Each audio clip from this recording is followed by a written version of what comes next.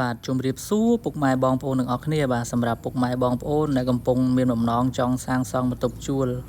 ឬក៏ពុកម៉ែបងប្អូនមានដីនៅចិត្តរោងចក្រចង់សាងសង់បន្ទប់ជួលពុកម៉ែបងប្អូនអាចតាក់ទងមកខាងក្រុមជាងនរិទ្ធបានដែលមានទទួលសាងសង់បន្ទប់ជួលមកដាច់តែម្ដងថ្ងៃនេះដែរខ្ញុំបានមកសាងសង់បន្ទប់ជួលជូនបងប្រុសបងស្រីនៅខាងស្រុកទន្លេបាទីខេត្តតាកែវបាទចំនួន8បន្ទប់បាទថ្ងៃនេះការងាររបស់ខ្ញុំបាទគឺបានចាក់សសរបានចំនួន2ដើមហើយនឹងចាក់ដីចូលរំពេញខាងក្នុងហើយសម្រាប់បងប្អូនដែលនៅតាមបណ្ដាខេត្តឆ្ងាយចង់សាងសង់បន្ទប់ជួលមកដាច់ខាងក្រុមជាងខ្ញុំបាទក៏មានទទួលសាងសង់គ្រប់ខេត្តក្រុងផងដែរ